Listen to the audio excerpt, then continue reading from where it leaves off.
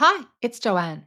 If you've been struggling with unexplained blood sugar crashes or symptoms like dizziness, lightheadedness, shakiness, sweating, a racing heart, blurred vision, headache, or trouble concentrating, stick around. High histamine levels could be the hidden culprit behind these confusing symptoms. Welcome to the Histamine Well Podcast, designed for practitioners and patients alike. This is your trusted source for insights on histamine intolerance, methylation, gut health, women's hormones, and much more. I'm Joanne Kennedy, your host, naturopath, author, and educator, passionate about breaking down complex science into clear, accessible knowledge. Whether you're a health professional or navigating your personal wellness journey, the Histamine Well podcast bridges the gap between cutting-edge research and practical understanding to empower you with the tools to thrive. Hi everyone, welcome back to the show. Today's episode is just a little short episode, but it's an important episode. It discusses the link between high histamine and hypoglycemia. This is something that I wasn't that aware of, especially regarding the research, until I was asked to be a guest on a podcast for a girl in the US specializing in blood sugar imbalances. And when she asked me, I thought, oh gosh, you're going to know more than me. I don't know. I'm going to have to sort of look to see if there's any link. And lo and behold, there are several mechanisms in the research that explain how high histamine levels can contribute to hypoglycemia. That's what we're going to talk about today. For those of you new to histamine, I'm just going to explain exactly what it is. Histamine is a biogenic amine, and biogenic means that it's made from living organisms, including humans, animals, and plants. And in the human body, histamine is involved in normal biological reactions, including responding to tissue injury and damage. So, histamine widens capillaries. This allows immune cells to travel to the site of injury for repair. It's involved in the constriction of bronchial smooth muscle. So, this is part of the normal physiology of breathing, including vasodilation, vasoconstriction. It constricts the uterus smooth muscle to allow for embryo implantation and labor. It stimulates gastric acid secretion. Gastric acids break down food in the stomach. It even stimulates the release of insulin. So, this is important when it comes to what I'm going to talk about with regards to hypoglycemia. And it's also involved in estrogen production. So, histamine stimulates the production of estrogen from the ovaries. It has lots of beneficial roles, but what can happen is that due to there's about 15 different conditions: SIBO, gluten intolerance, digestive enzyme insufficiency, mold, oxalates, Helicobacter pylori, inflammatory bowel disease, Crohn's disease, ulcerative colitis, certain medications. If you have these issues, it can cause your histamine bucket in your body to become too high. And at the same time, the enzymes that break down the histamine can be compromised. So essentially, that is what we call histamine intolerance, whereby you are actually have more histamine in your body than you can break down. Now, if you're interested in learning more, you can check out my first episode, which is all about the science of histamine, and my second episode, which is all about the major causes of high histamine. Essentially, we need to understand that histamine, when it's really balanced and works as it should, it doesn't really disrupt your body.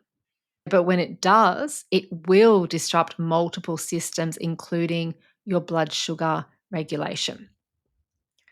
So, what exactly is hypoglycemia?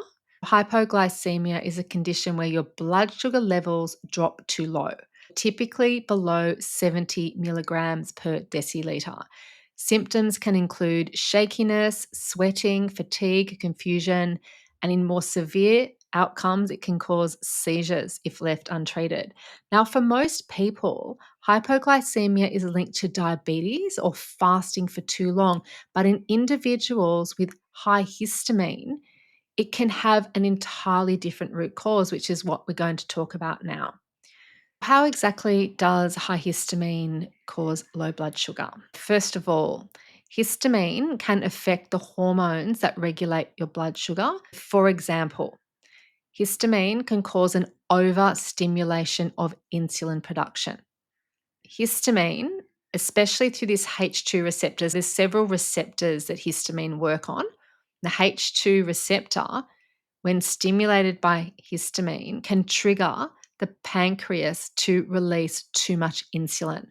And this can cause a blood sugar crash by pushing too much glucose out of the bloodstream into your cells.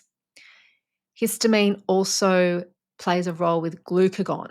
Glucagon is a hormone that tells your liver to release stored glucose when blood sugar drops. Now, histamine can suppress glucagon release, making it harder for your body to correct a low blood sugar episode. Histamine is also involved in cortisol dysregulation. Cortisol, which is often called your stress hormone, maintains stable blood sugar levels during fasting or stress. Chronic high histamine levels can interfere with cortisol production, which will compound this risk of hypoglycemia. Histamine also actually acts as a neurotransmitter in your brain. And when histamine levels are too high, it can disrupt the communication between your gut and your brain, which is what we call the gut brain axis.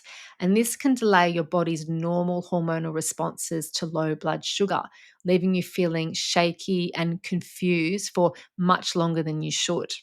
Histamine is also a pro inflammatory molecule. When it's high, chronic inflammation, which can reduce your cell's sensitivity to insulin, leading to erratic blood sugar levels. So you might experience spikes followed by sharp drops, known as reactive hypoglycemia. There are certain foods that are very high in histamine. Foods like aged cheeses, fermented products, or alcohol. These can all worsen hypoglycemia in sensitive individuals. These foods can overstimulate insulin release and suppress glucagon, which is create a sort of a double whammy effect on your blood sugar levels. Stress also plays a part. So, stress is a major trigger for histamine release and it also influences blood sugar levels. Normally, stress hormones like adrenaline and cortisol temporarily raise blood sugar to give you energy for a fight or flight response. But if you're dealing with chronic stress and elevated histamine, this system can become dysregulated, which will leave you more prone to blood sugar crashes. There's quite a few mechanisms into how histamine is going to disrupt your blood sugar, leading to hypoglycemia. This does sound all very overwhelming. What I suggest you do before you work out the root causes of why you have a histamine issue in the first place, you can stick to a low histamine diet. You'll be able to find a histamine food list. If there's an app called Food Intolerances, it's the one with a little strawberry. It's quite good. You can actually filter for histamine foods. Just avoid high histamine foods until you get your histamines under control. You need to work out those root causes to do that. You also need to make sure you eat balanced meals with protein, healthy fats, and low glycemic carbohydrates. This is going to help keep your blood sugar stable. Now, if you can eat 3 meals a day, that's fantastic until you're full. But often, people with dysregulated blood sugar are going to get crashes. So, you're going to need to eat more frequent meals throughout the day, potentially smaller meals throughout the day to avoid these blood sugar dips. I know a lot of you who have followed me, especially with my SIBO work, understand that I'm not into snacking and having frequent meals. But if you have significant blood sugar drops, then this is something that you need to do until you get it corrected.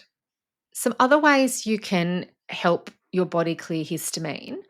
Vitamin C is a mast cell stabilizer. It can reduce the amount of histamine being degranulated or released from his mast cells. Quercetin also does that. Vitamin C is also a cofactor for an enzyme called histamine N-methyltransferase. It detoxifies and breaks down histamine. You can try taking the DAO enzyme, which breaks down histamine. There's a supplement called Seeking Health Histamine Digest. That is the DAO enzyme. You take it 15 minutes before meals will help you get your histamines down. For those of you sort of a bit confused if histamine is contributing to this, then potentially keeping a close eye on your blood sugar levels with a journal. You can do a food journal, just writing down the foods that you consume and if you do have blood sugar crashes. That can be a really good idea to identify patterns. And stress management, this is really important. It's important for everybody, but particularly if you are having issues with cortisol and adrenaline and histamine, because histamine also stimulates adrenaline. You need to make sure you're incorporating really good stress management practices like daily, going for a long walk, meditation, yoga, deep breathing.